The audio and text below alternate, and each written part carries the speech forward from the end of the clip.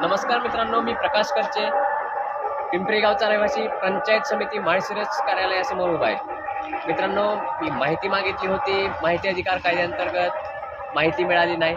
प्रथम अपील केलं, सुनावणी झालेली नाही. त्यानंतर सुनावणी झाली नव्हती म्हणून मी वेगवेगळ्या पद्धतीनं प्रशासनाला स्मरणपत्र दिलं, ढोल वाजवून प्रशासनाला जागं करण्याचा प्रयत्न केला याच कार्यालयासमोर. नंतर दुसऱ्याच दिवशी त्यांनी सुनावणीचं पत्र काढलं. 25/9/2025 रोजी सुनावणी झाली.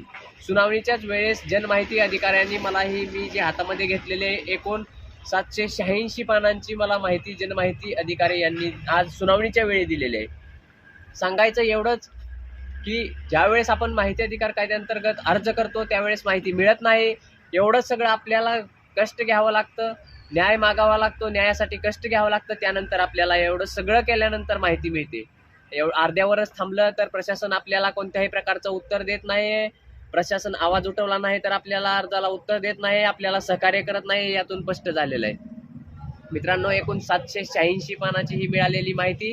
यामध्ये खरं आहे पूर्ण ग्रामपंचायतीने 5 वर्षामध्ये केलेला कारभार या माहितीमध्ये आहे.